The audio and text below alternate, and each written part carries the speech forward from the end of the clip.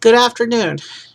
As Nostalgia November draws to a close, I wanted to look back on one of my favorite collections that I used to have back in high school and college, which was the Mage Knight collectible miniatures game. The world of Mage Knight has been rebooted a few years ago in the form of a board game. So if you search Mage Knight on the internet these days, that's what's going to come up. That's not what we're looking at today. There is no relation other than the world that they're set in. Um, I don't think the board game even uses the clicks pieces. So we're looking at the original Mage Knight game, which was the first of the collectible miniatures games. Collectible miniatures games were popular from about 2001 to 2010. Mage Knight was the first one. Mage Knight ran from 2001 to 2005, and I decided to. And I had a big collection many years ago, but I had to sell it for emergency cash. Like I had to sell most of my collections back then. My Lego collection was also a victim of that, as was my Pokemon card collection and so many other collections I had at the time. But I decided to restart my Mage Knight collection with the big figs because they're getting harder and harder to get. Mage Knight itself ran for 15 sets between 2001 and 2005. Mage Knight 1.0 ran for 10 sets, and then they rebooted with a modified rule set, Mage Knight 2.0, which ran for 5 sets. And then there was a revival attempt in 2013, but that only lasted one set, and I don't think it was well known even within the Mage Knight fandom because of how poorly it did. So, the thing that made Mage Knight, the thing that set Mage Knight apart from the other games, the other miniatures games at the time was they were they were cheaply available.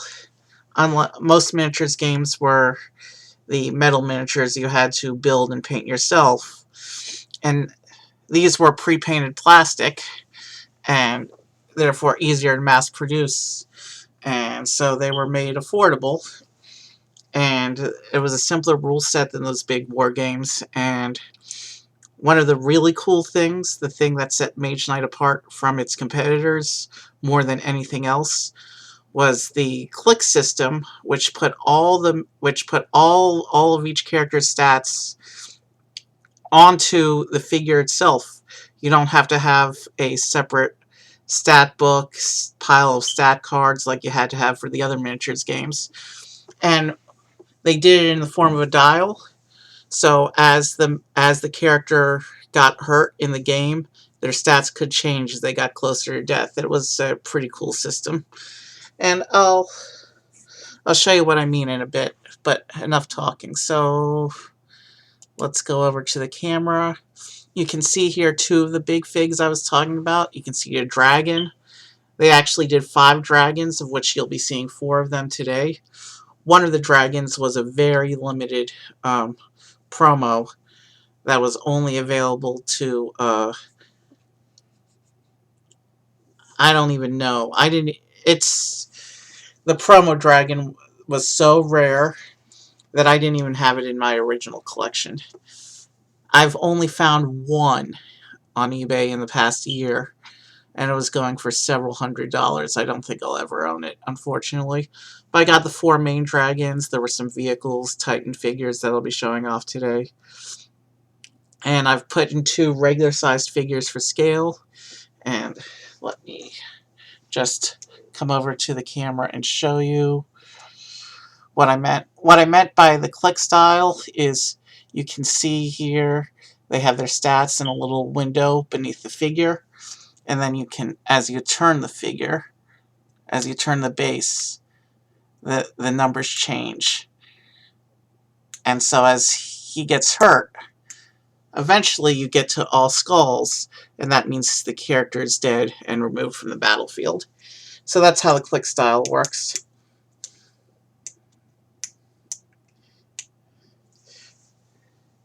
So yeah, they're just in here for scale. Um, so you can see they did 5 vehicles, 4 dragons, 4 titans, and then there's a couple other special packs that I'll be showing off today. So let's go ahead and get started. I'll set these two aside into the corner.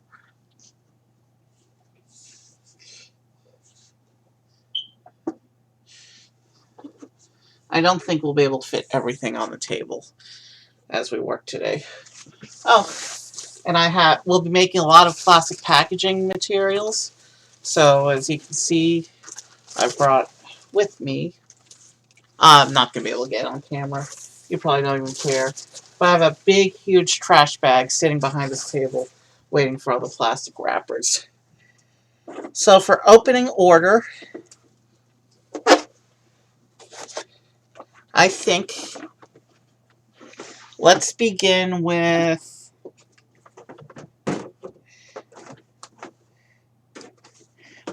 one of the Titans, actually.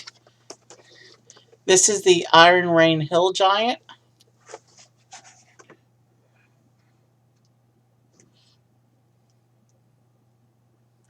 And on the back, it says, a new breed of warrior for... Oh, I forgot to mention, in Mage Knight, in addition to having the 2 rule sets for 1.0 and 2.0 for a regular miniatures skirmish game, they did have 2 spin-off games that were part of the line. Dungeons, which was using the miniatures for kind of RPG questing in kind of a simplified Dungeons & Dragons style game. And then they also had a spin-off variant called Conquest, which is what these Titan figures were created for, which was rules for building with big armies. And before we get into the Giant, I guess I should talk about these 2 guys a little bit. Part of Conquest was in addition to the Titans and the rule set for giant armies. They also released a series of castle pieces that could be held under siege. And 2 of the castle packs came with exclusive characters. That's who these guys are. The molds aren't exclusive. They're repaints of commons, but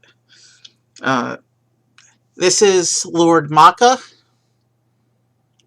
And if I remember correctly, he came with the Castle Keep.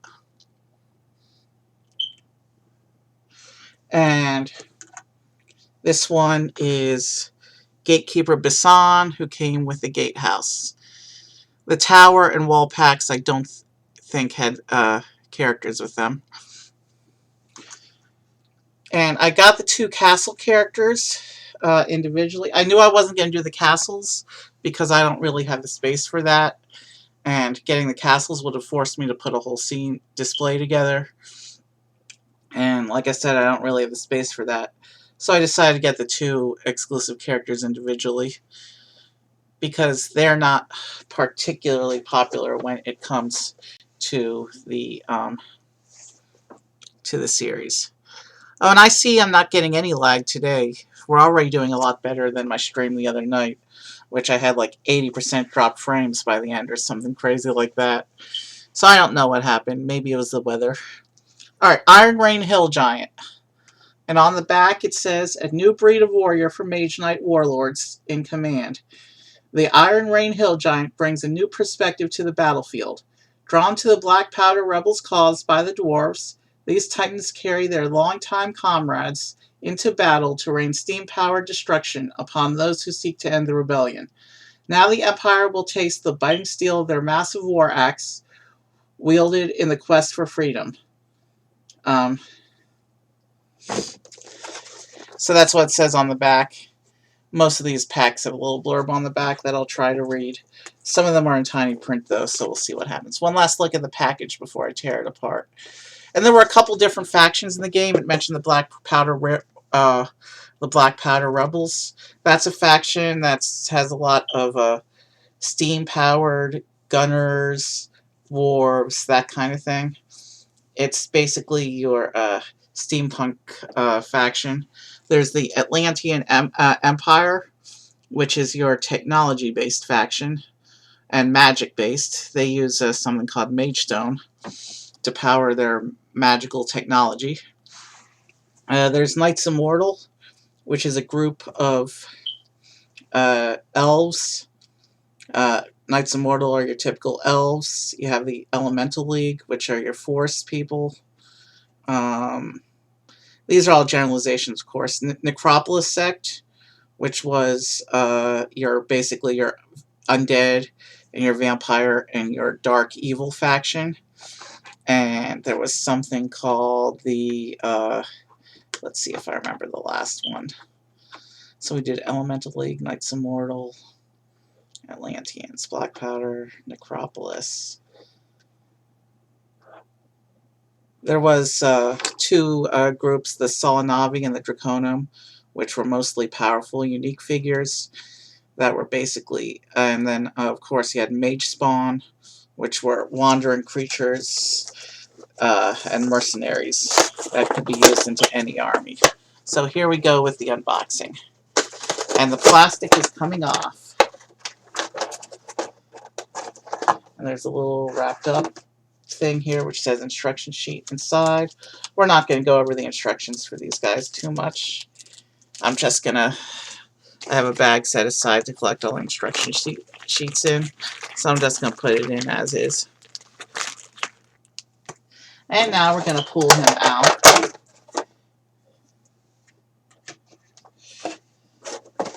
And the big figs, I'll probably take some of them off the table as we open them up, because I can tell you there's not enough room on this table for everything.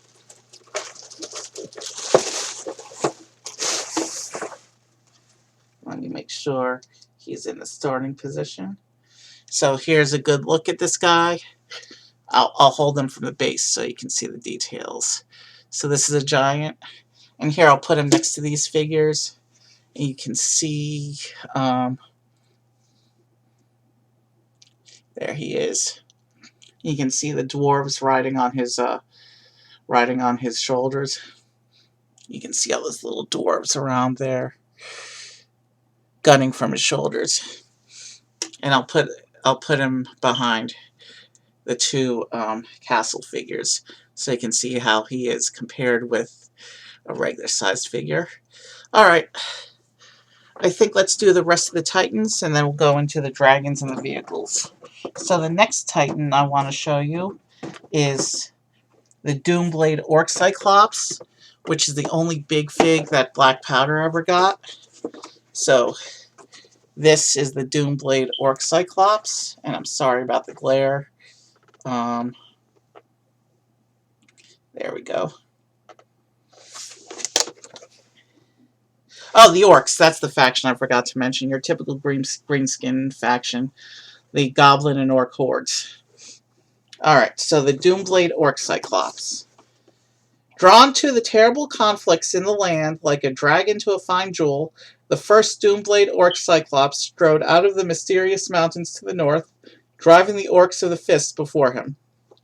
Over time, the Orcs convinced the terrible beast and its brethren that more entertaining prey could be found to the south.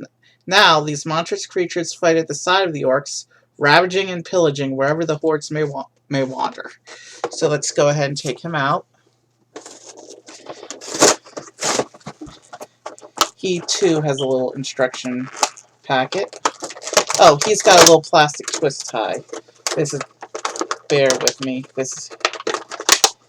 He has to have come later than the Giant in terms of release dates. Because the instruction book was taped, and he actually has a twist tie. I do have a trusty scissors in front of me just in case, but I don't think I'll actually need it. I'm trying to undo the twist tie right now, and then we'll take a good look at him.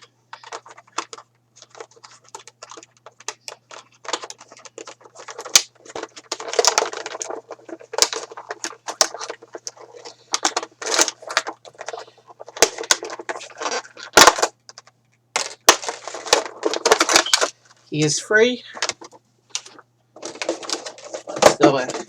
Let's go ahead and ditch the packaging for him.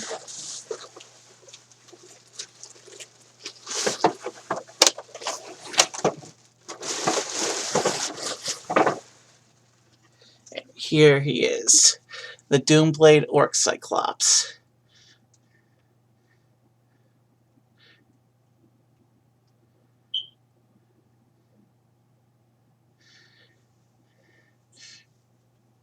He's pretty cool.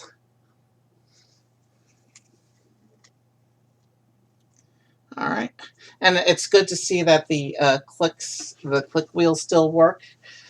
There have been reports among Mage Knight fans of some of the click wheels no longer working because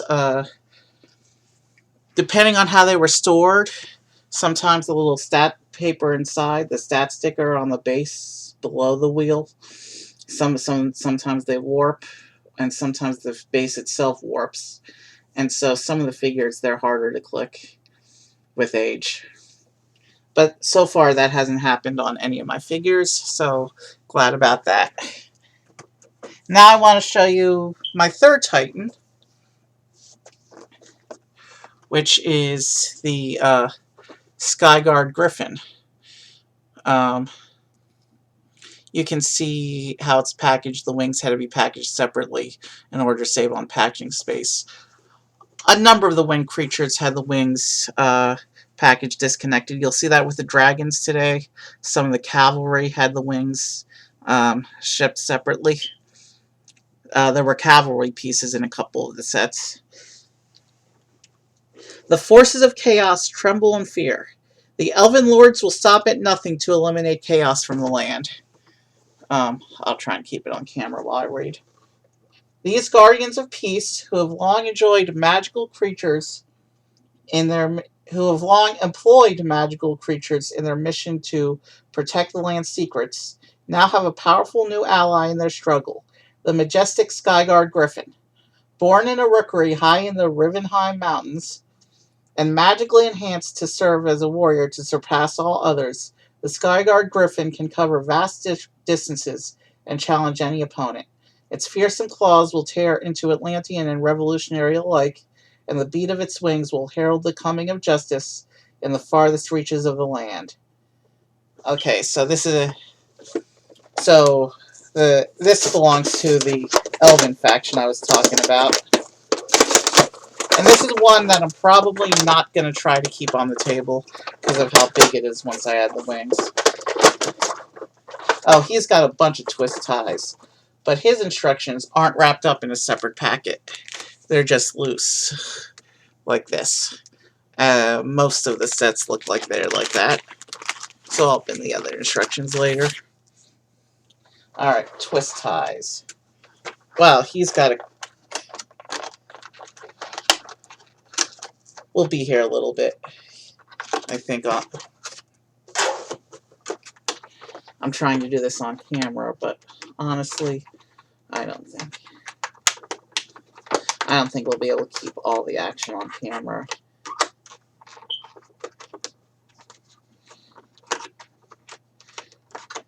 I wanted to use the face cam tonight, but for some reason it's not loading properly in my studio. So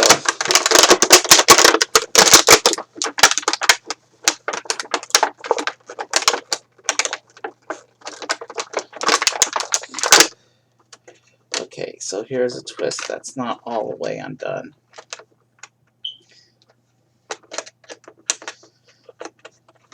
And given the age of these figures, I do have a packet of super glue on the standby later to fix after stream if anything snaps due to age.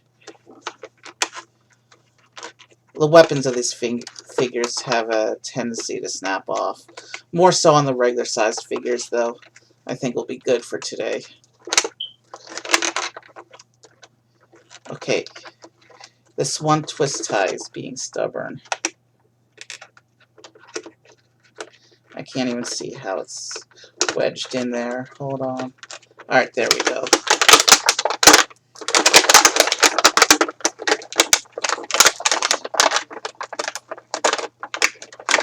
Alright, I got the wing unit out. And now we gotta get out. Oh, I forgot a whole twist tie. Silly me. Okay.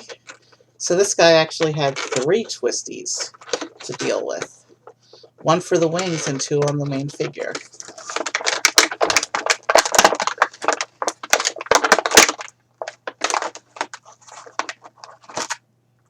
Oh, shoot. We have a breakage already. It's a good thing I got the super glue out. His little tail broke off. The twisty tie got in the way. I'll fix him after stream.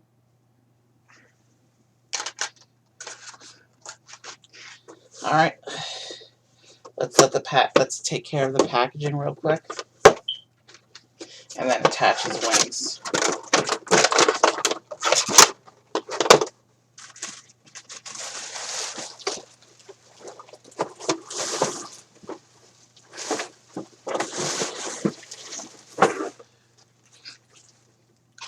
Alright. Set that aside. Yeah, see how it goes on. That's going to be a bugger to fix.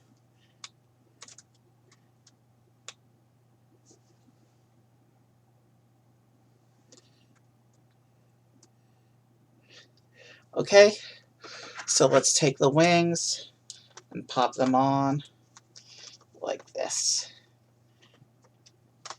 There's a nice big obvious groove on the back where the wings pop in. And I have his tail set aside and ready to attempt to fix after stream. But here he is. The Skyguard Griffin. He's standing on a little bit of rock. You can see he has quite the wingspan there. There's an elven soldier riding on him. You can see the elven soldier is holding a spear in one hand and a flag in the other hand. Actually, no, the flag is mounted. The elven soldier is just holding the spear, and then the flag is mounted. And you can see there's a nice logo on the flag. There's other characters with flags and shields and stuff in the game, but the flags don't really have insignias on them because they're not big enough. We'll put them back here, and let's bring out the 4th and final Titan, and then we'll look at the dragons. So this here is a Spirit Eidolon Solanavi Celestial, and it's got some kind of sticker on it from whatever marketplace it was in. Of the 4 Titan figures, this one was the most popular, because this is the one you'll find sealed the least on the secondary market. Usually sealed, this one goes for about $100. Somehow I was able to get this for $40, because some people on eBay don't believe in ripping people off. A lot of people on eBay do. So let's read the back here. The Solanavi were a group of angel creatures who, angel devil creatures who, they basically granted wishes in exchange for payment and service. I don't really know the whole story behind them, except they look really cool. And this guy was their leader. For a year, alright, let me see. For a year, the Solanavi have interfered in the battles raging across the land. Warlords and generals from every faction in the land have made pacts with the Solanavi for magical power, arcane weapons, or tactical support in battle. Now, the Solanavi are beginning to call for a repayment of their favors. The price is greater than most are willing to pay, but when the Spirit Eidolon comes to collect, few are those who can resist. So, here we are. And at this point, I'm not sure how much of the unboxings I'll be able to do actually on camera, because the table's starting to fill up. I know the dragons I won't be able to keep on the table. These guys are just basic circle bases, but the dragons, they're all oval bases. he has one twist tie. But the end of the twist tie, never mind, I got it.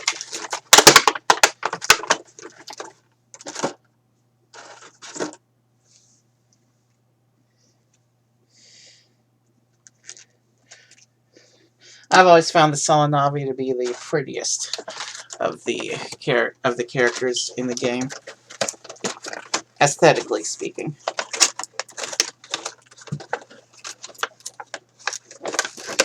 I dropped something. Hold on.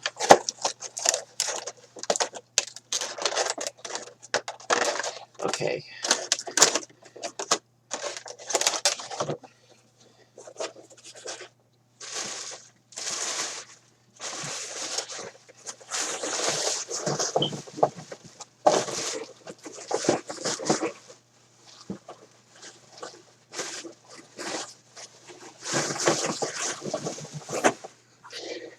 There it is. Little instruction packet. Just gonna slide into my little baggie here. And here we go. The Spirit Eidolon Solanavi Celestial. You can see that, like, one of the cool things that Solanavi did that was a rarity otherwise in the game is that the Solanavi characters used a lot of translucent plastic to give them that, it helped to give them that magical, otherworldly look as the light passed through the translucent plastic. You'll see that on a lot of the other Solanavi figures. Very few other figures got transparent plastic. I'm not holding them straight, am I? There we go. Let's put them over here with the other Titans. Let's see here. Can I make adjustments so we can use a little more of the table space? I think what I'm going to do is there. Now we can use, now we have the whole length of the table. You can see his wings are attached. In the case of humanoid-shaped things, the wings tend to be attached. The wings are separate mainly on animal things, like cavalry mounts and the dragons. Speaking of dragons, we're about to take a look at the dragons.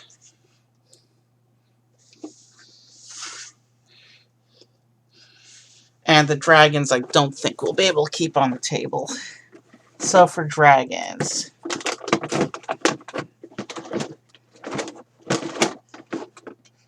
bear with me because they go in kind of in an order.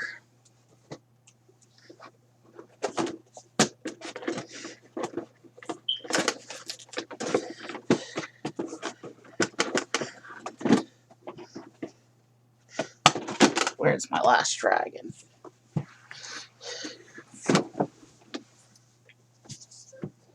Oh, shoot. I've wedged myself into the corner. I can't pull out my last dragon. Hold on. There it is. Okay. So here it is. They did 5 dragons, but like I've said before, one of them is a very limited promo, and so I couldn't even get it from my original collection, so most likely it won't be a part of this collection. But here are the 4 regularly released dragons. The first one was Great Fire Dragon, which I remember seeing on the store shelf right around the same time I saw the very first set. I think this dragon came out with the first set. Oh, I forgot to read. So, Great Fire Dragon. The dragons have tiny print on the back. It's not like the big print that was on the Titans. From the hidden places of the land come the mightiest of all living creatures, the Great Fire Dragons. Infused with the power of the Mage Stone, it is a living embodiment of the elemental force of fire. Okay. So the thing with the dragons that sets them apart from the Titans is that each of the dragons had 4 different dials around its base, representing different body parts. There was the head, the tail, and the wings, I think. I don't see any twisties on this one.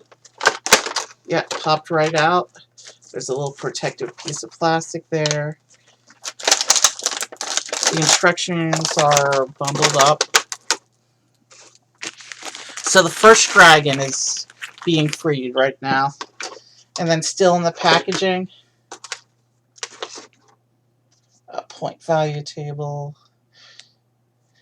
And he comes with this little point value table, which says that you can start him at 3 different levels. Young, adult, or ancient, which are different power levels. Let me just make sure that the click dials are set.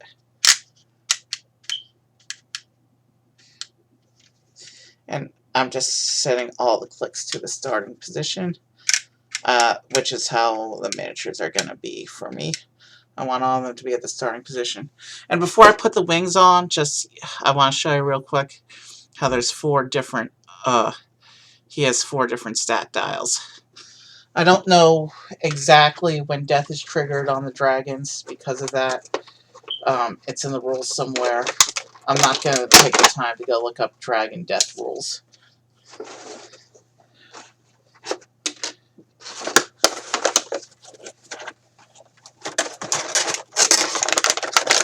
So we have now done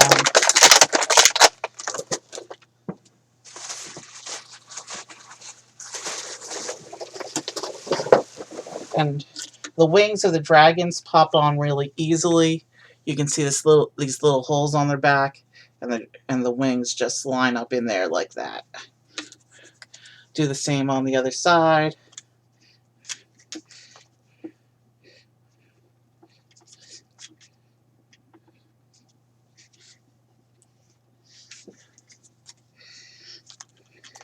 And the wings can easily come off for storage. So there's our first dragon, the Great Fire Dragon.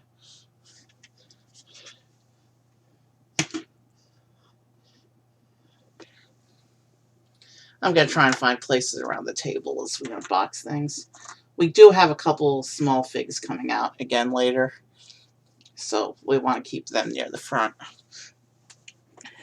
The next dragon we're going to look at is the Polar Ice Dragon.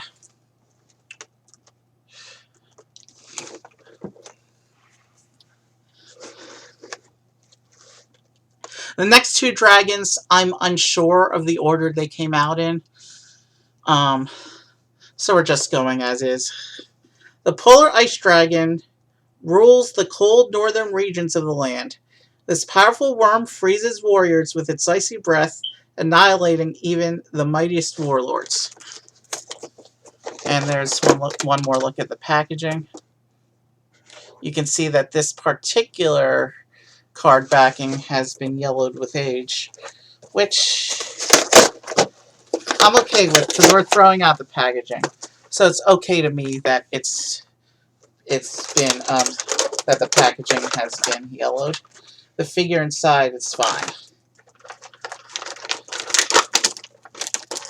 Okay, the rules packet is taped on, which suggests to me that we are going to have twist ties, maybe.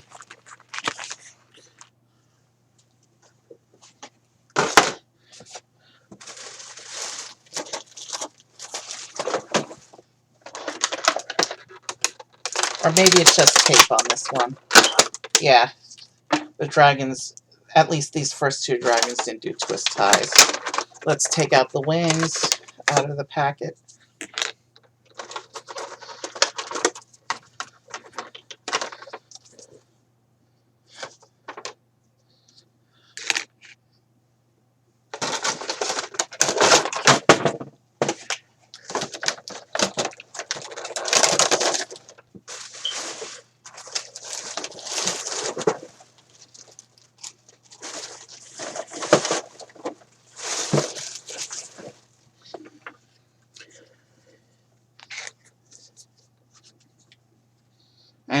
let's attach on its wings like this.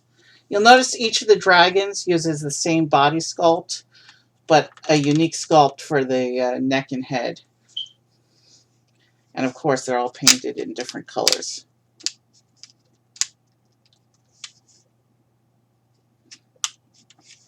And setting the dials to their starting positions. And I don't think I did that on the solid Navi, so I'll go back in a minute. This is the ice dragon, the polar ice dragon.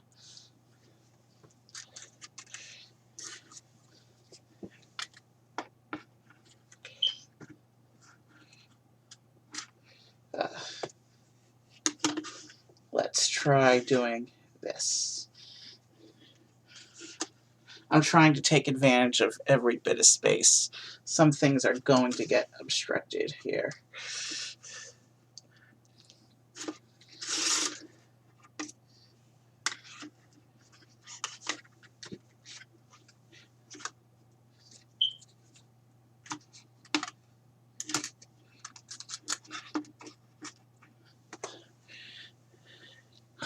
That's the best I can do for now.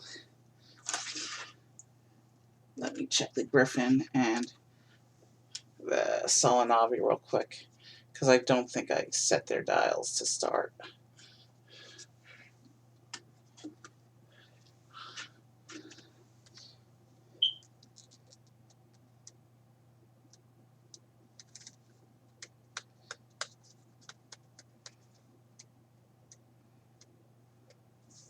Interesting.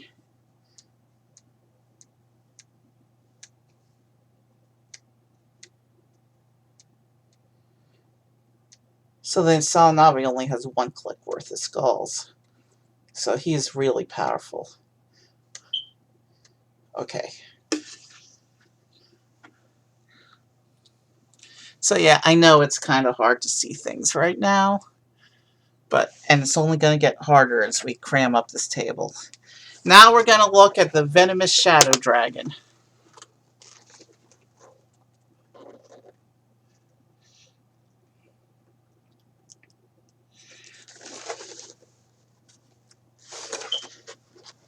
The Venomous Shadow Dragon is a terrible beast. Its powers and abilities are legendary across the land. This stealthy creature seems to appear and disappear into thin air, making this dragon impossible to predict. So this is definitely a more evil dragon. The others are just elemental dragons. This one's definitely got an evil bent to it.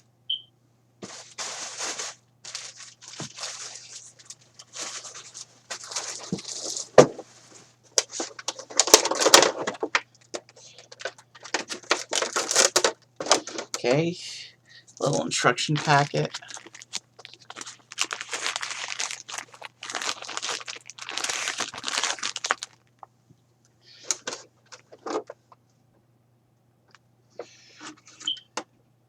Okay, so that little slip that came off the Great Fire Dragon, it's supposed to be a sticker on the bottom. Let's just... It must have fallen off with age. Yeah. I'll tape it back on.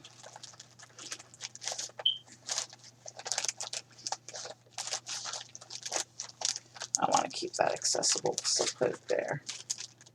I'll have to fix the Fire Dragon's little stat sheet on the bottom. So it looks like they didn't do twisted ties for the dragons, just the titans.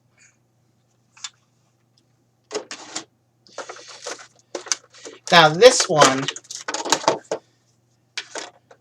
this dragon has a more interesting pose.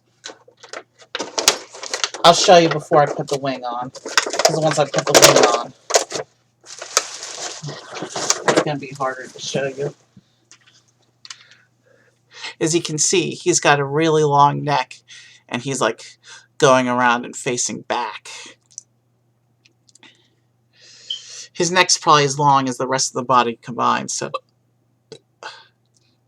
you can see here Oh, he's going all the way around, facing his back. He's more serpentine than the other dragons. Let's go ahead and add his wings, and you can see the full effect.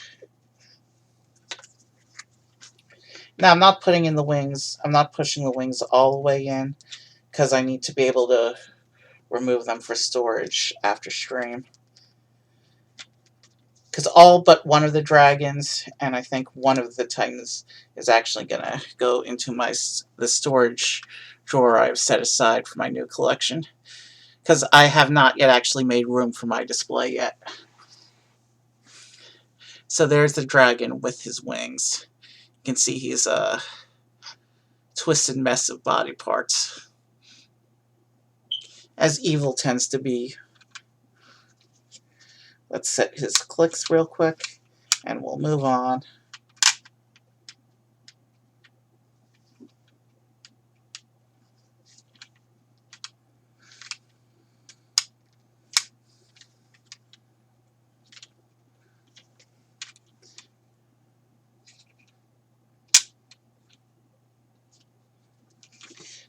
Okay, this guy has one click wheel that seems to be stuck. Got it.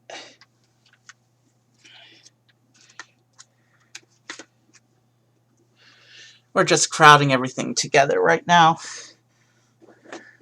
We'll take efforts to make things look neat later. Alright. This will be our 8th of 16 packages we're opening today, so we're about halfway done after this one. Here is the Radiant Light Dragon.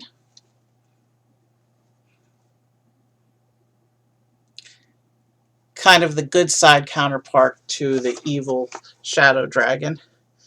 Wreathed in an aura of light and power, the Radiant Light Dragon protects and heals those who stand against the defilers of the land, those possessed of true valor. All others will suffer under its teeth, claws, and mystical power. This is the last of the 4 regular dragons. Like I said, there was a 5th, very limited dragon, which I will most likely never own. But, you know, never say never. Maybe someday I'll have it.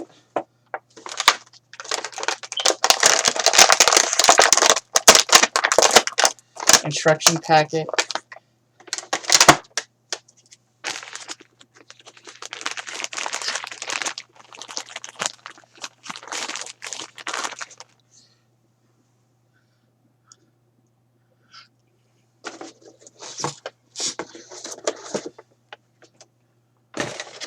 Alright, let's get him out.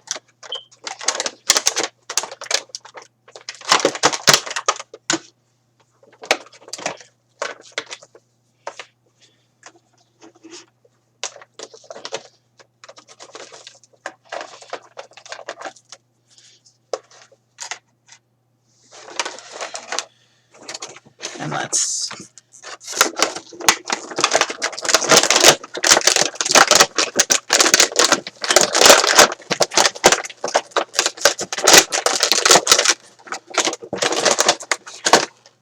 toss the packaging.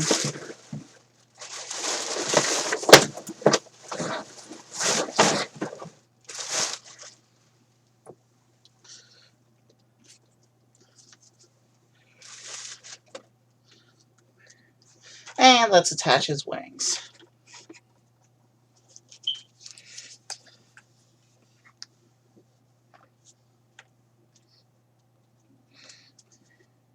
So we've done the Titans, we've done the Dragons, and so now it's time.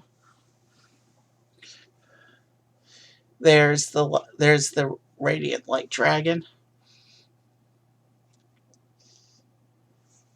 Let's just make sure he's set to start.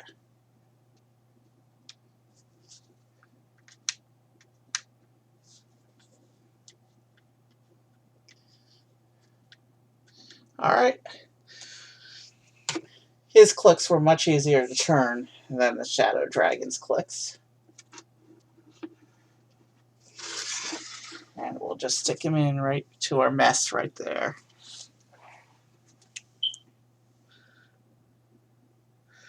Okay, that looks like a lot of clutter. So you know what we're actually going to do?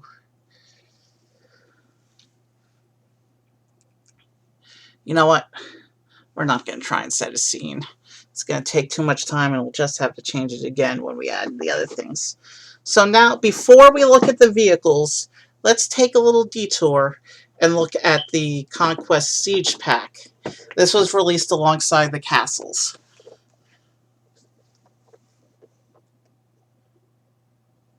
So, I just dropped a couple frames. We're good. So, hold on one second. Let me make sure we're still running. So, hold on one. Let me make still running. Okay, we're good. All right. So this is the Conquest Siege Pack. This was released alongside the castles. You can see it comes with 4 siege engines. There were actually 2 versions of the set. One came with just the 4 siege engines, but this is the version that also came with 3 unique figures.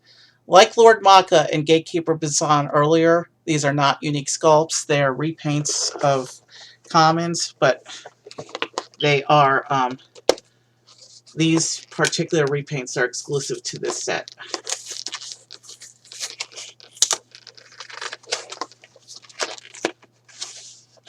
And this one has a bit of a different sealing on the back.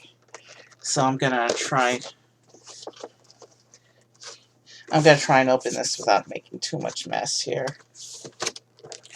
This one has these little plastic rails.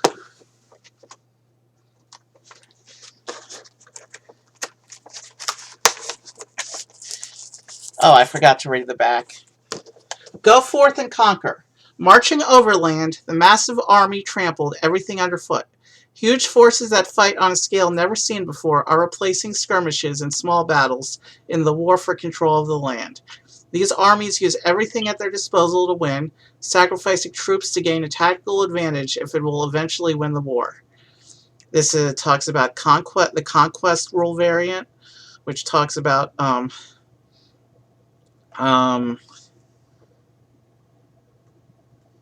yeah. So yeah, this is the set that was released for the Conquest variant with its rules for large battles and sieging against castles.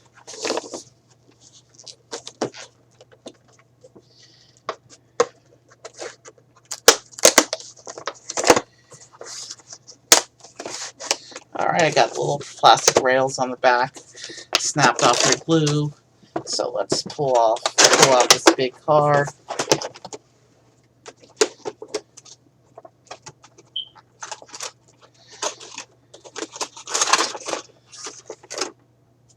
It comes with this thick rule book on how to do Conquest.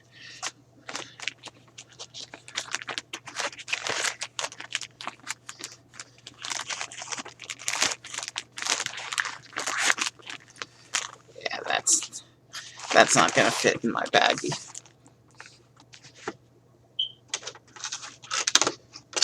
Hold on, I did pull out a second baggie. Where did I put it?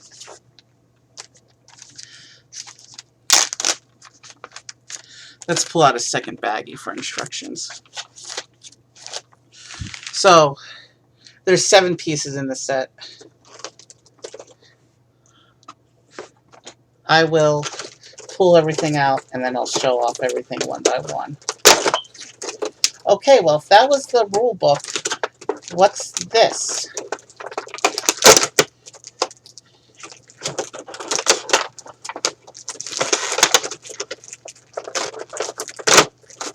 Caution, this bag is not a toy. You know what? This is some kind of play mat.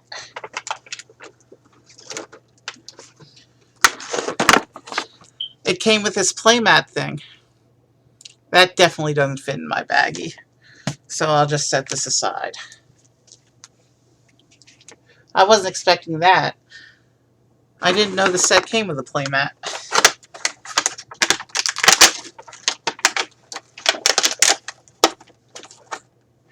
Oh, man.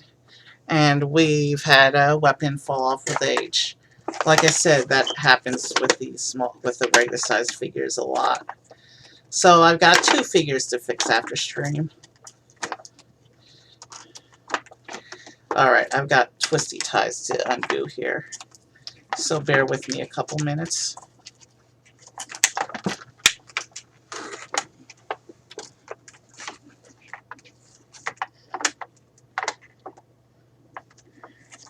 There's 7 figures I'm taking out of this package. So this is going to take me a little bit.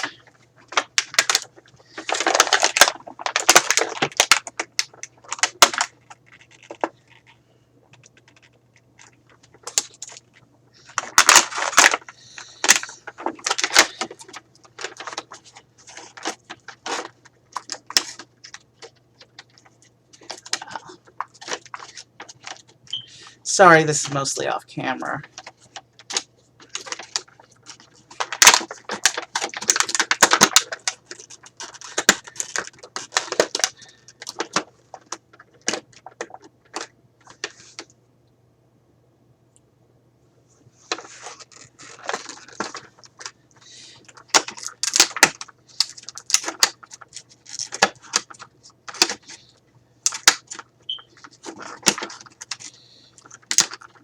On the upside, we'll be more than halfway done once I finish taking these guys out.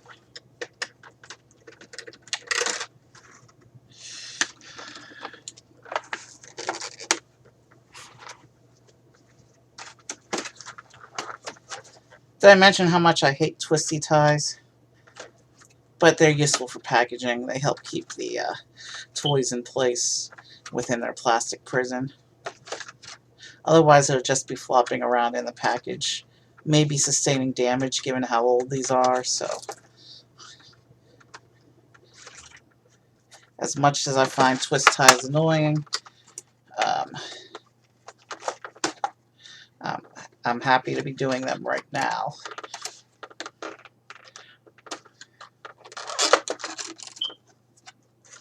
As long as, of course, as the twist tie actually cooperates and comes undone.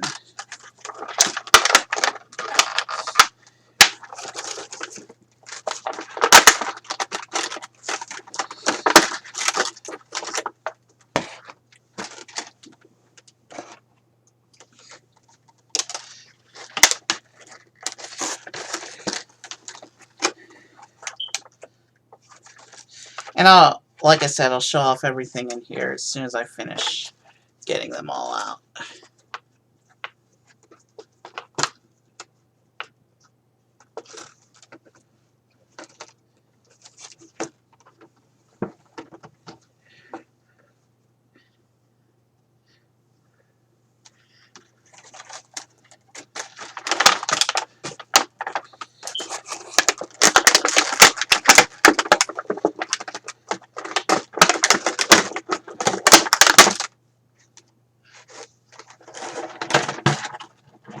Alright, sorry for the delay in showing things right now. I'm just trying to get everything out. This is probably, given the fact that this one contains 7 figures, this is probably the most complex of all the packaging we're looking at today.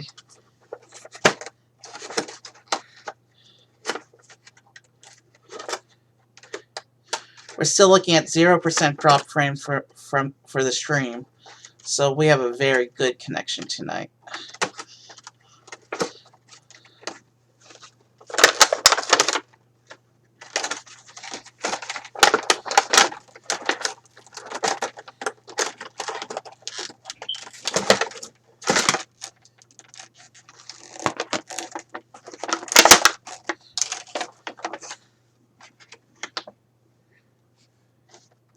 Alright, one more figure to free, and then we'll take a look at the Conquest set.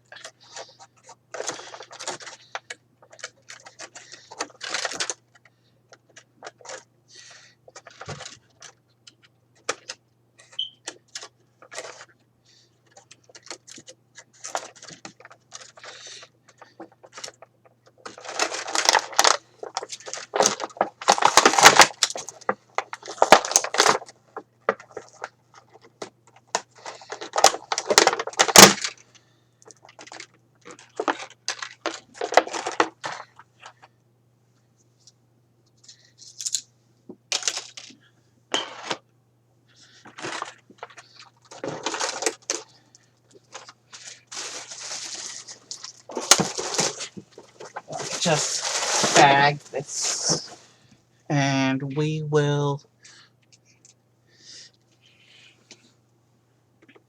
Okay, and here's a little piece of other packaging that fell off. A little thin plastic divider thing. Boom. Okay. We will take a look at the 3 figures first. And this one looks like it has some clicking issues, but there, I just loosened it. We should be fine. This is Aramon the Strong. He's a barbarian, and you can see his hand fell off. Like I said, this is a thing that happens with old figures. I'm fully expecting that as I collect, I'll have to super glue a bunch of these guys. There's his little sword. He'll need a little round of super glue, but there's Aramon the Strong. Even one-handed, he looks tough. Alright. And then we have Nyx.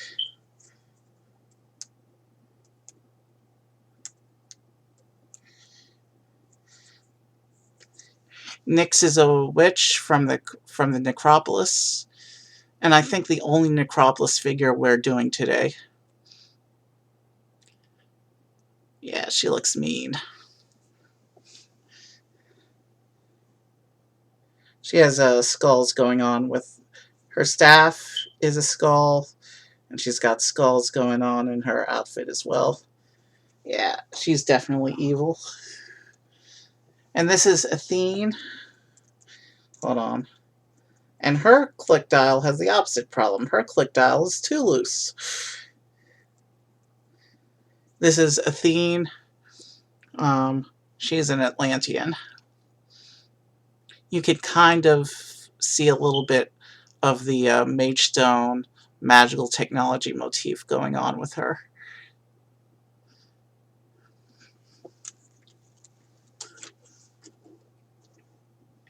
And then we have to look at the siege engines from that pack, which is the reason to buy that pack. Again, there were 2 versions of this pack, one with those 3 figures, one that just had the siege engines.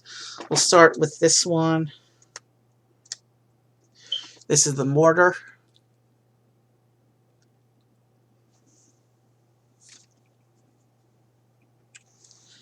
The siege engines have the same size base as the Titans.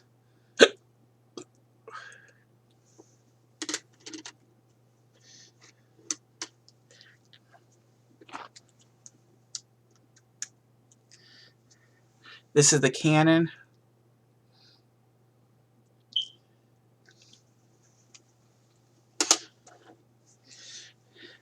Yeah, we're running out of space here.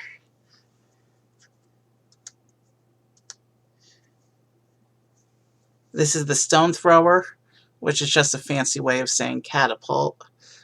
I like the skull motif on it.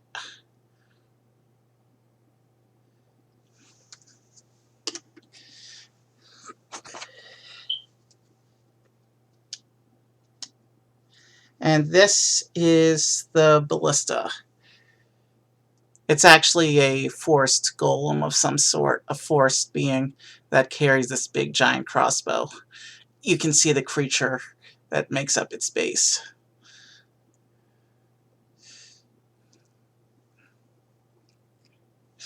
There's a close-up on its face. Oh, I don't think that came up on camera. There, it's not focusing very well, but you can see how it's a creature. Alright. We need to make more space on this table, so here's how we're going to do things. The dragons are taking up too much space with their wingspans. I'm going to set the dragons aside. The fire dragon in the corner can stay. He was the original dragon. And then I'll just move things in, because we still have to do the vehicles.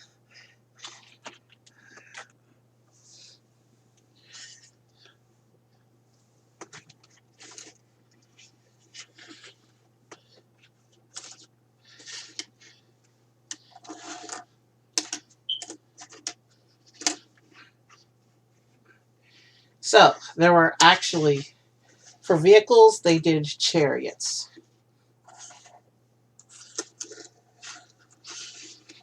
There.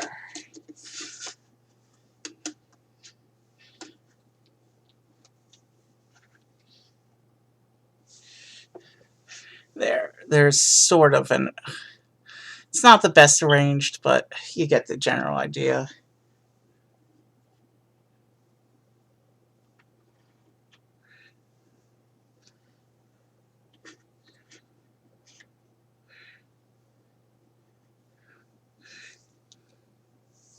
Alright, so in addition to...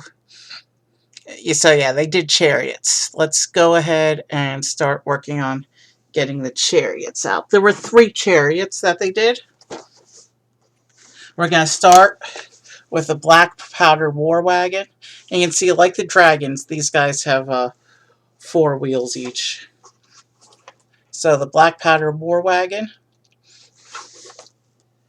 The revolutionary black powder rebels can turn anything into a tool for war.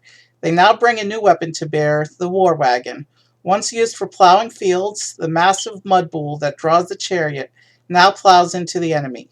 No foe can outrun the rapid wheels of this brutally efficient vehicle of war.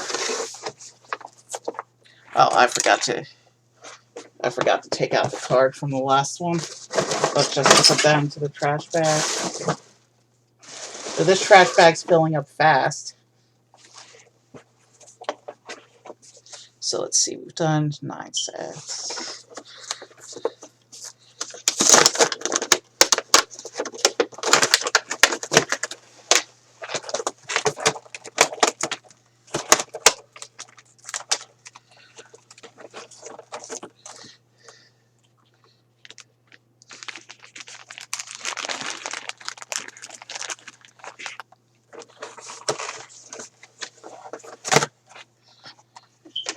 Any twisty ties on him? It looks like 2 twisty ties I have to deal with. So right now we're looking at... Alright, so we're just over the hour mark, and we're past the halfway point, so... There's no wings to attach, there's no parts to attach. It's just a matter of getting these 2 twist ties undone. At least for the chariots, it looks like they're going to have 2 twist ties. So, let's pull the twist ties out of the figure. And I'll give you a better look.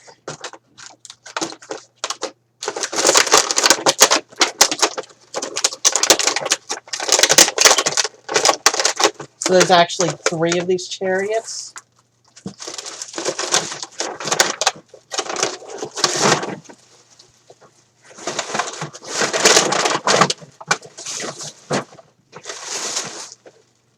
Okay.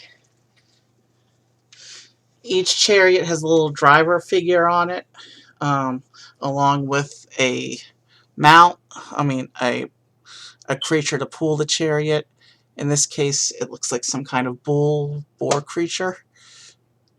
You can see the driver there, and there's the chariot as a whole. Sorry, I'm not the best at holding it straight. And chariots have rules that you can put a figure on the back and move them around the battlefield, so there's space in the back for a regular character to ride. Like that. But you wouldn't see that character riding this particular chariot, because different factions and all. Okay. Let me test the click wheels. Wow. This one seems to have crisp and tight click wheels.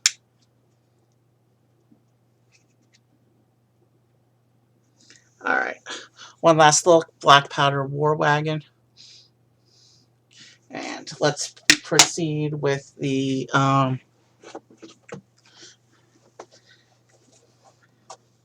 now we're going to do the Atlantean Ram.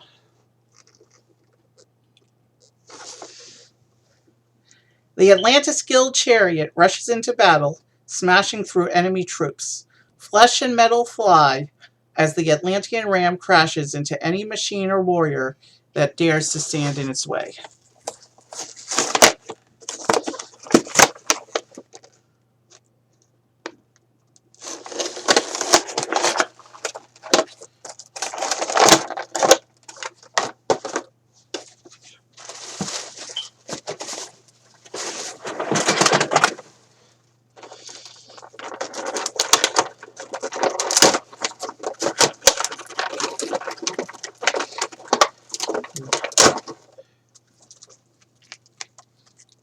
So yeah, sorry I had to take the dragons off. But as you can see, we ran out of room on the table, so there was nothing I could do about that. Let's see, how many twists does this guy have? I don't see any. There's a little bit of tape. Yeah, this guy popped right out. No twists. There was a little bit of plastic over one of the sculpt bits, though.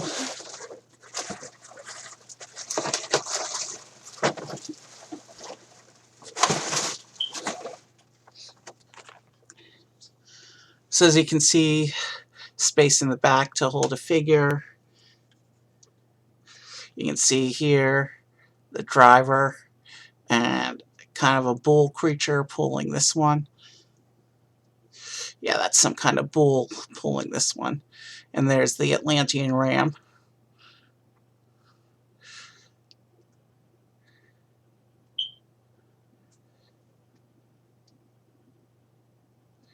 Yeah, this is a pretty cool figure. We'll put it with the other chariot. As we open the third and final chariot, this will be the Knight's Immortal Charger. And you can see, like the Skyguard Griffin, the other figure we unboxed from this faction, this one too carries a banner. Knights Immortal is all about their flags.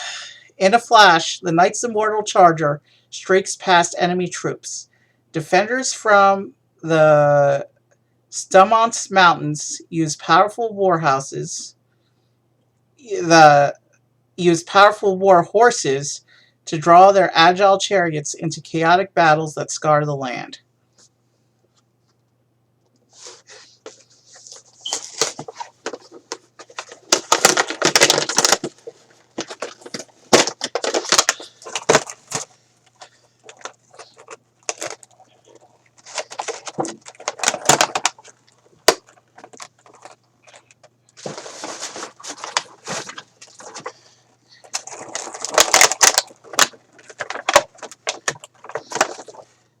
Alright.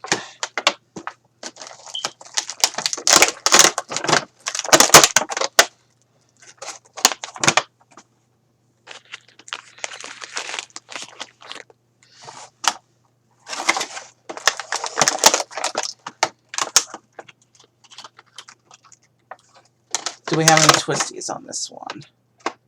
I don't see any. Yeah, no twisties on this one.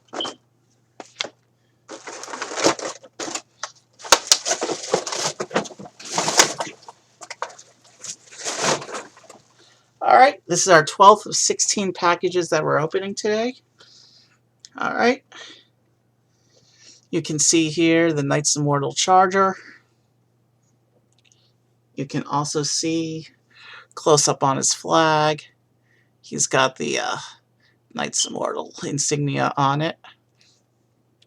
Here's the charger itself. You can see the driver.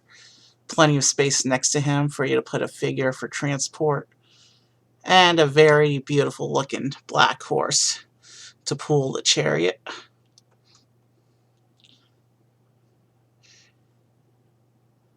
This might be my favorite of the three, actually. Alright, let me check the clicks. Okay. This one also seems to have tight clicks.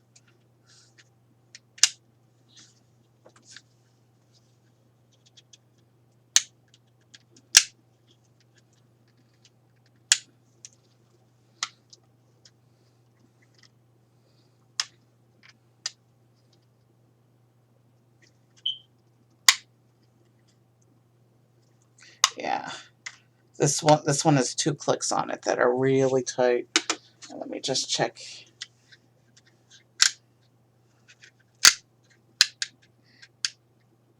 This other chariot.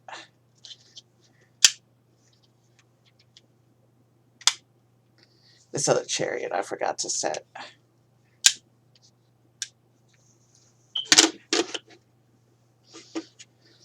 So we're out of space on the table again.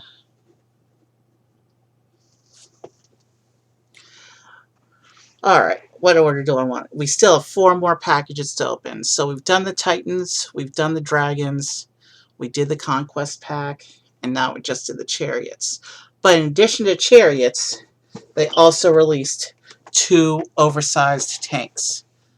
Only 2 factions got these tanks, but wow, they're more display pieces than anything. They're really big. And by big, I mean, look how big that is. That's the Dwarven Steam Behemoth.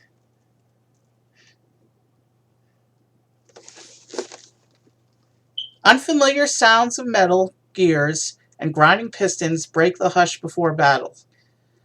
The expressions of enemy troops fade from confident to fearful as the jagged outline of the Dwarven Steam Behemoth crests the horizon.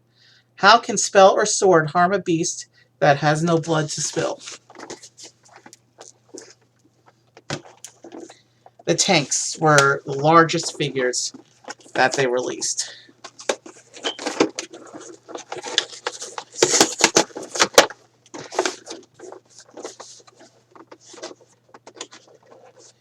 These things are so big. It probably has to do with the reason there's only 2 of them.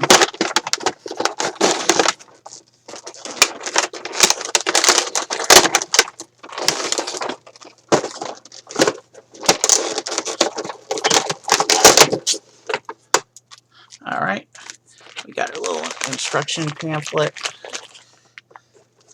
And now let's see. Any twisty ties on this guy?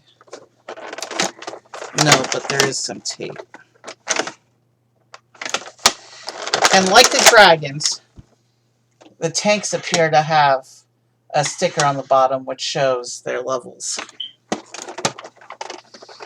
You can start them as heavy or light.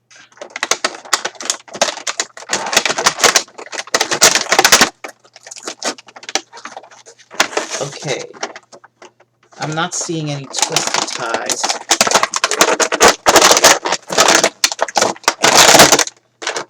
It's just so big and massive, it's wedged in the package by its own power.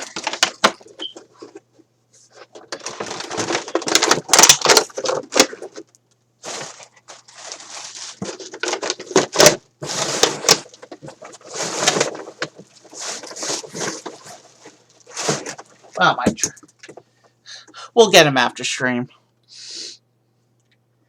The Griffin just fell.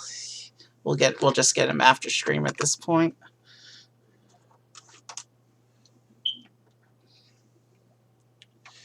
Okay.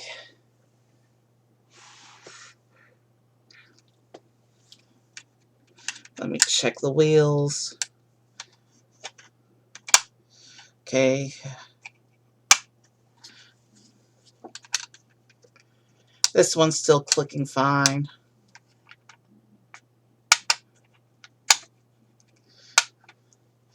Alright. And the turret actually rotates. The tanks are the only 2 figures in all of Mage Knight's hundreds of sculpts that they actually have articulation.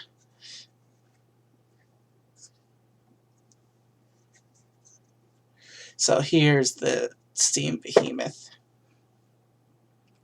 You can see how massive that is. It's the same size as the dragon, practically.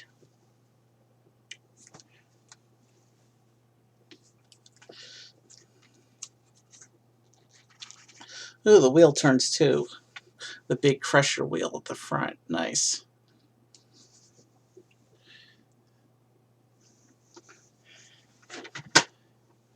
And there's one more big fig.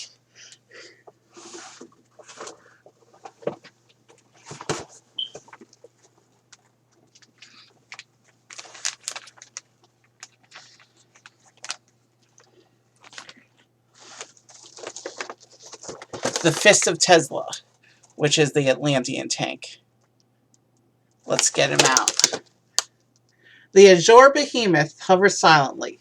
An entire army has been mustered in an effort to defeat the Atlantis Guild's incredible floating machine of death, dubbed Fist of Tesla. But even the power of an entire Mage Knight army may not stop the destructive force this gigantic vehicle, fueled by magic, brings to the battlefield. As the combatants ready their crossbows and swords, the Atlantean war machine glides forward. A deadly ranged attack shoots from its jeweled brow, while rows of razor-sharp fingers cut through the troops at its base.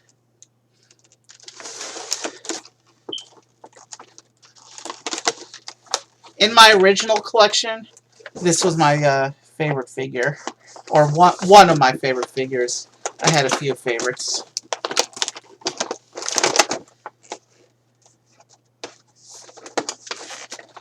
And I can't see where to even start with the packaging. But it looks like this packaging was actually pre-torn, so no, we're not going to be able to get in that way, I don't think.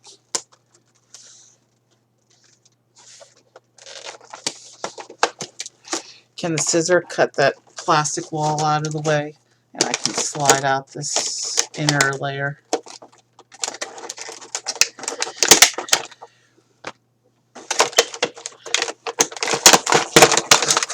Alright.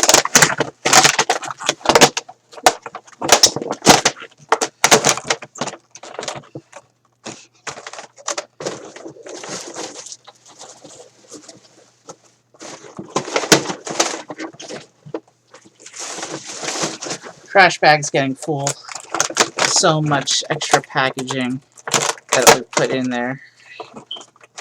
I was right to choose the big trash bag.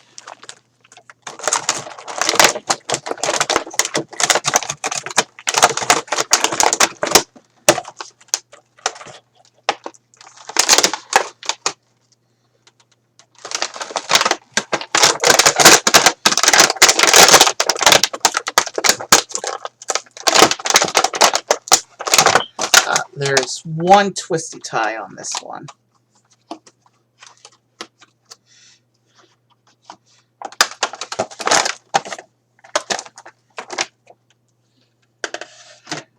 We'll show it off in a moment there.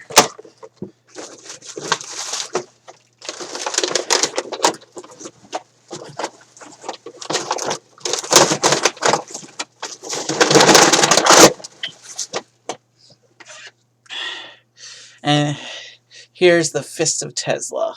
So big I can't even get it all the way in camera. His head turns. And his wings also pose.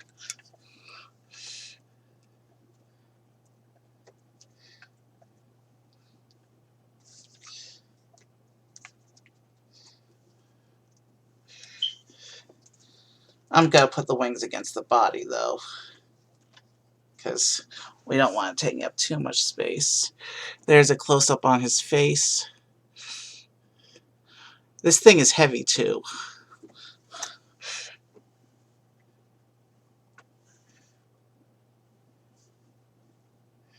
Impractical for a battlefield scenario, but impressive. Most impressive.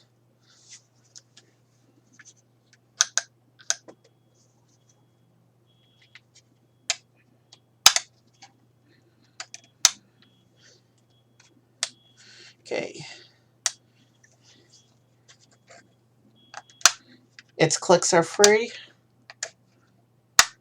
Alright, its clicks are set. We'll plop it down. And okay. Well, that's all the big figs. But we're not quite done for today because they released 2 more special packs. I talked about Conquest before, but remember I mentioned there was one other line of there was one other variant rule set, the dungeon rules for doing kind of RPG quest kind of scenarios. 3 of the regular set releases were actually dedicated to dungeon style play, where instead of having army pieces for the different factions, the sets were composed of a whole bunch of monsters, and then a bunch of heroes. Totally different set numbering for those 3 sets. The second of those sets I actually got a couple figures from. Here we have a box. Came in the mail for me last week, along with these other boxes. And there's inside the box, there's a special group. And I just dropped one.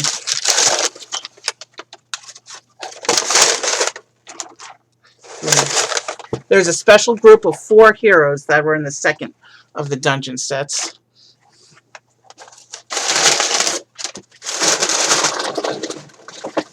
And those heroes, let me...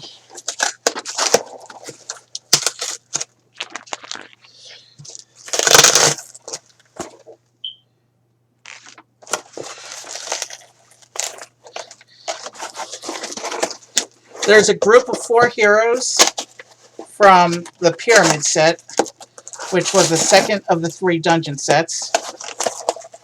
And the thing about and this group of 4 heroes was called the Seekers. And even though I was just collecting the big sets at this time, to start my collection, because I wanted to secure all the big figs, I did make an exception for these 4, because they have a unique, the 4 Seekers have a unique aesthetic, which I liked so much during Collection 1.0. I actually used images of these 4 figures for an art project in college. So I just want to show off real quick, and I want to show the 4 off real quick. This is Seeker Azruk. You can see his black, silver, and purple color scheme, and his weapon is a translucent purple. Again, the translucent plastic that they generally only really used with the Solanavi. Later on in 2.0, they used it with a few more of the magical characters, but in 1.0, translucency was pretty much limited to the Solanavi. So the 4 Seekers are special in that regard. So that was Azruk. This is Contri.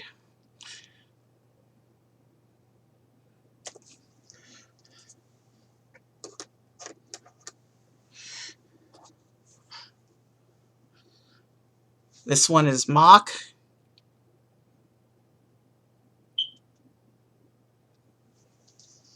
And again, I'm sorry if I'm not holding them up perfectly straight. My camera is not perfectly straight, so. And Lydia. And you can see her staff is a little bit bent. That happens a lot with long, thin weapons, and this, because of age, even when they were new, long, thin weapons tended to get bent in this game. So there's the 4 Seekers. And while we're on the subject of dungeons, they did release 2 more special packs, which are the quest packs. They released 2 quests. Each comes with 4 heroes and 1 villain, and a guidebook. The goal. So this set is called. This quest set is called Magestone Mines. And we'll get these 5 figures out shortly, and you can see the book behind them.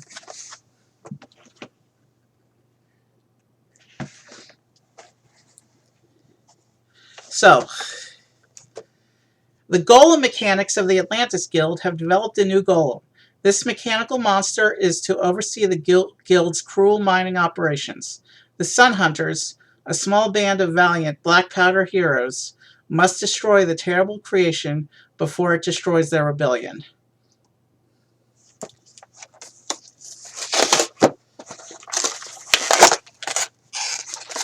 So it comes with a playmat and book,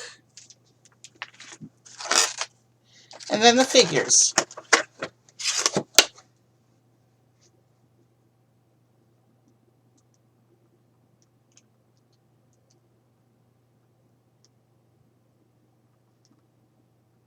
Alright, it says it's supposed to come with monster tokens.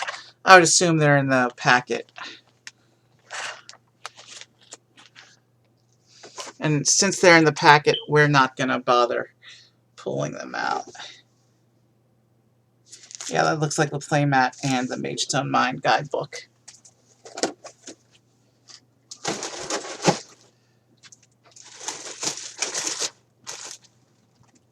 So let's see. Any twisty ties? I don't see any.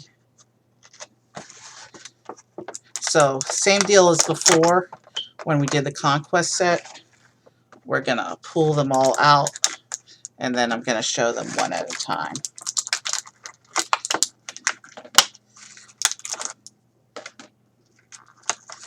And I mainly got these sets, one, because they were big sets. Like they were side sets, and they gave me characters. Like the characters in Conquest and the two castle characters, these are alternate color repaints of common figures, but these are all unique to these sets. So we'll look at the 4 heroes first, and then the villain.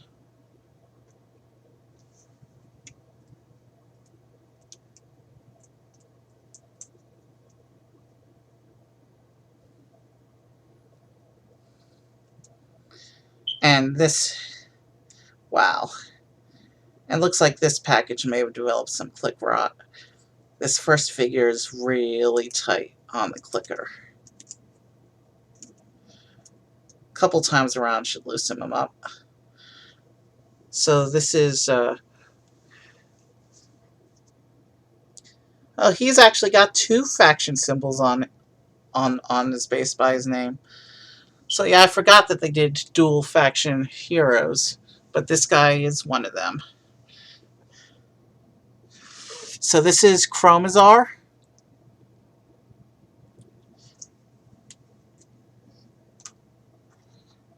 Sorry, I can't really get them well on camera.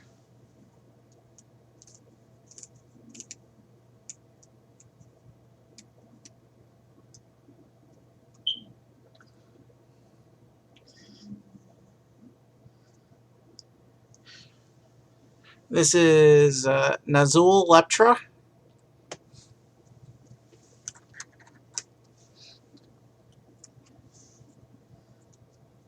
Wow. This one has one of those long, thin weapons I was telling you about, but didn't really bend up over the years, but is proving very difficult to turn. I'm afraid of breakage on this one. Hopefully she'll loosen up with time.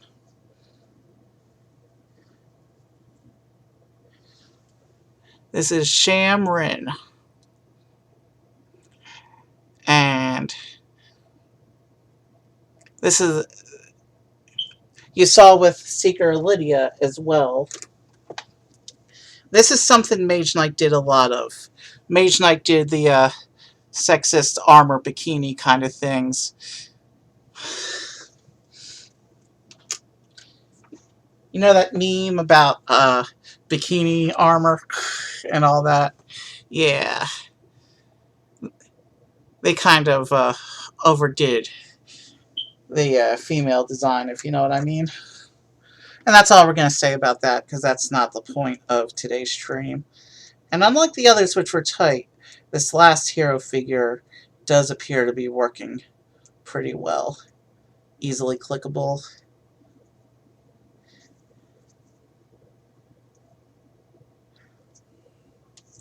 This is Autumn. And you can see she's one of the fairy creatures in the game. They did a... there was a race of fairy creatures in the Mage Knight world.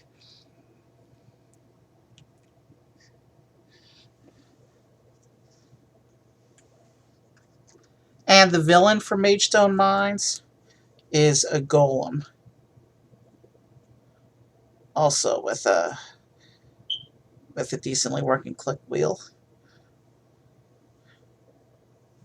This is Corpheus. He's the villain for the Magestone Mine set.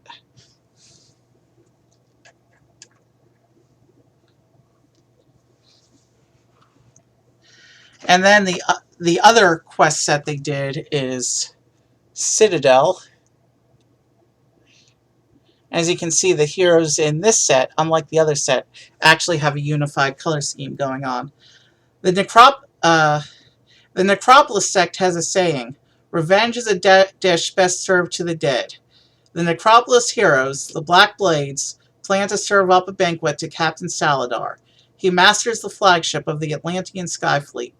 The skies thunder when the dark hearts of the Necropolis sect clash with the iron will of the Atlantis Guild.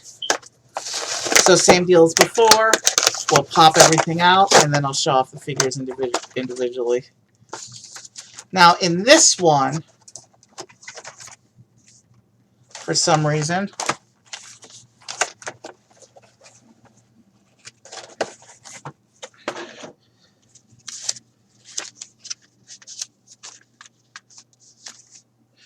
in this one, for some reason, the book and the playmat are separate. They didn't come together in a packet.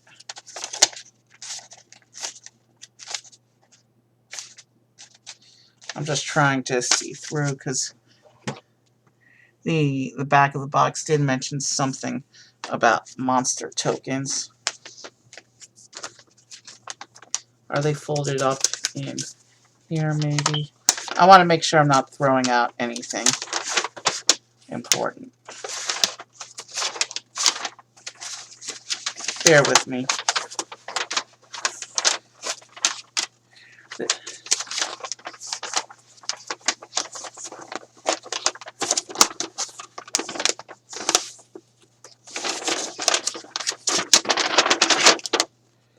Okay, so the monster tokens aren't folded up into the playmat. I want to make sure we're not losing anything in the packaging. So, if there are, in fact, these monster tokens.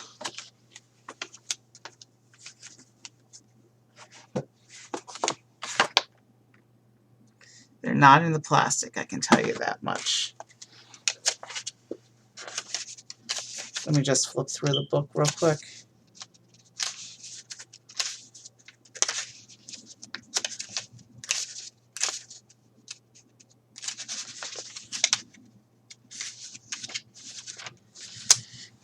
Okay. Let's see.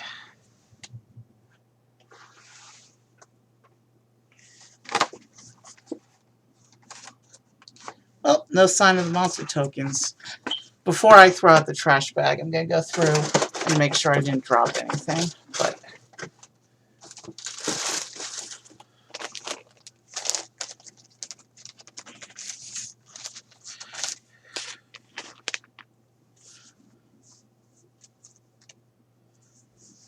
But for right now, let's go ahead and unload the heroes.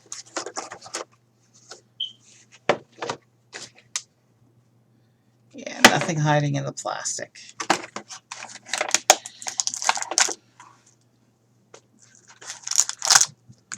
Alright, let's go over these last 5 characters real quick, and then we can find someone to raid. Actually, this isn't quite the end. I have one more thing to show off after this.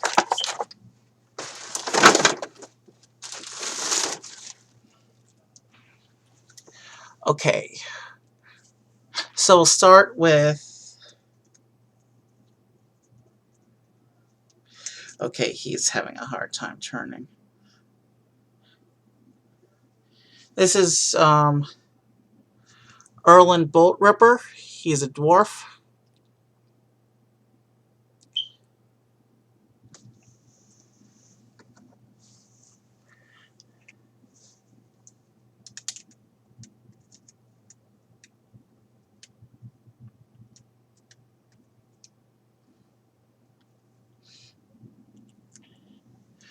This is Sunbane.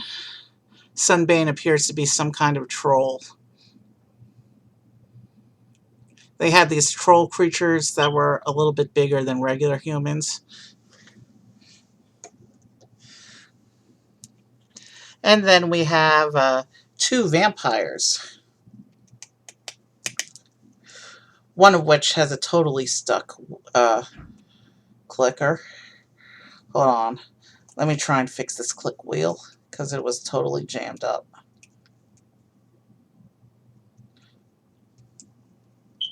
Alright, that's a little better. Not perfect. I'll have to work with this click wheel some more. This is Astrus. Astrus is a kind of vampire mage thing.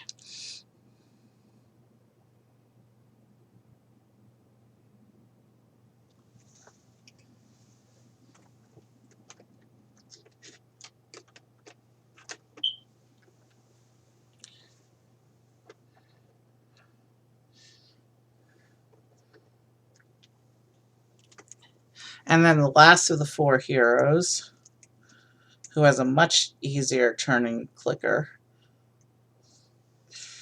is Jess Blacklock, the vampire gunslinger.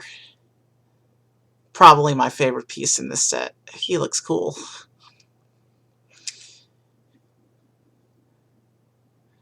Vampires and cowboys are two things that you don't normally see combined like this. So that's a pretty cool piece.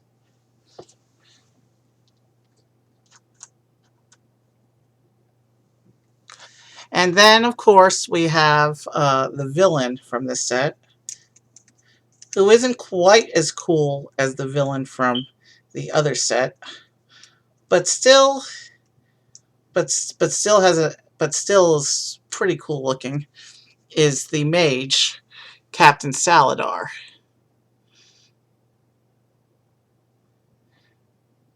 I like that color scheme. He's pretty.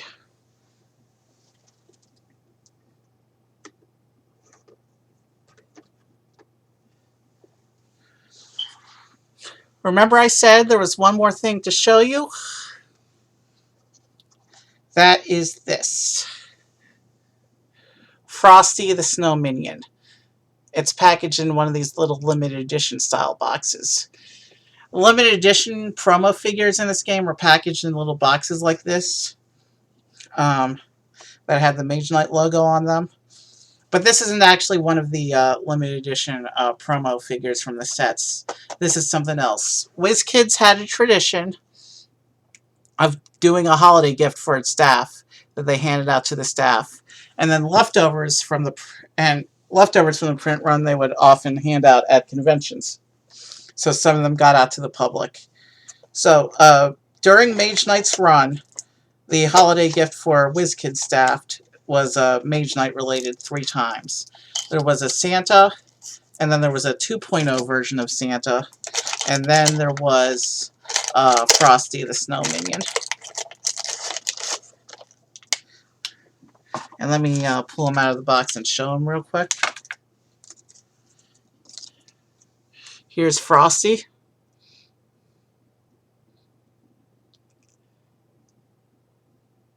You can see he's got some of that translucent plastic.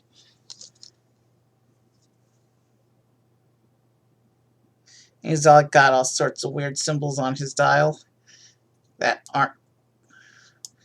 He has the 2.0 style click wheel, which was a lot harder to turn.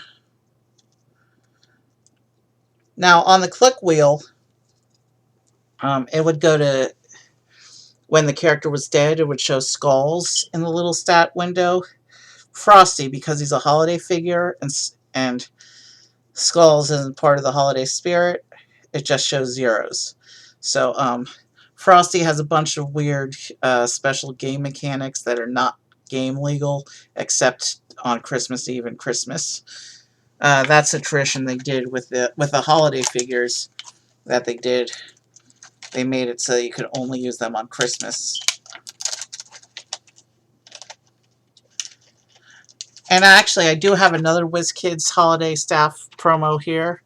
from the WizKid. Mage Knight was WizKid's first big game. The other big game that they made was Pirates, the Pirates Pocket Model game, which ran from 2004 to 2008. And this was the pirate ship they made, the holiday ship they released for staff. Its card came with a crew, a Santa crew piece, but the stat card and the crew piece, that's all in storage. So this is the holiday pirate ship.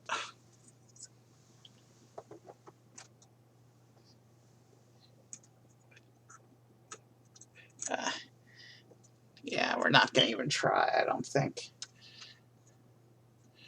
Yeah, it's not relevant. It's not Mage Knight.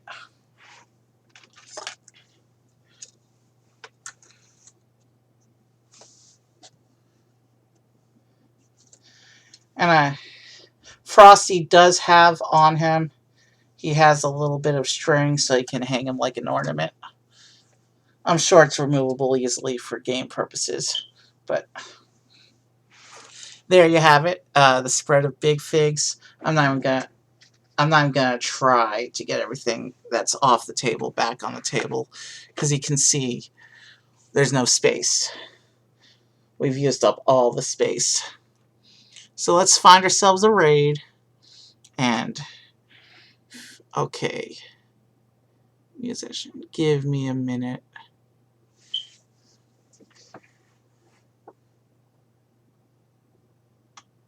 Give me a minute to look at the different streamers who are available, because it's the middle of the day. I did an early stream today, so my normal streamers are not available. There's no music online right now.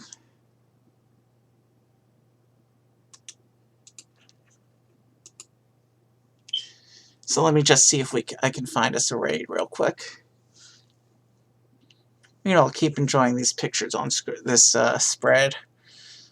I know it's not the best camera quality, but we did a lot today. We saw a lot of nice Mage Knights.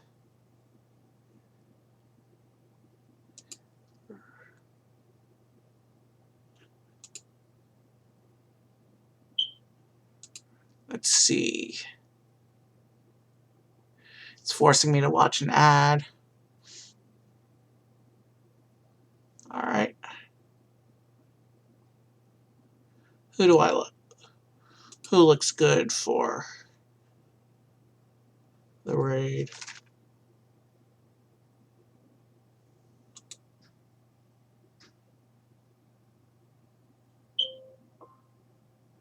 Ah. Here's a girl who plays piano. So let's attempt. Let's attempt to raid Anna Luther Music today. I don't know what to expect. This is a completely new stream for me, given that none of my normals are on. So let's just go there, see what she's doing, try and enjoy some music. It was really fun looking back on the Mage Knights. I'm planning to grow this collection with some of the regular figures after the holidays. But this was a nice look back at the special packs released for Mage Knight. So have a good afternoon, everyone, and I will see you soon with another stream.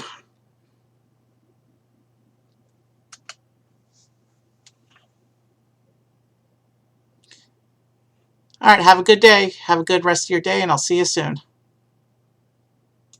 So have a good everyone. We'll see you soon with another stream.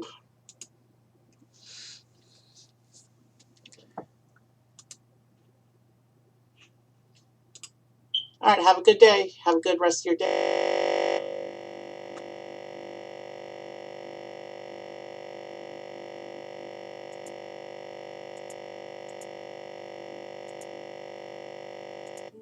Can't sleep,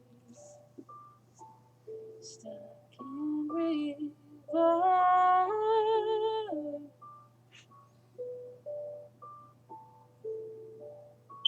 Tears tears come streaming down your face.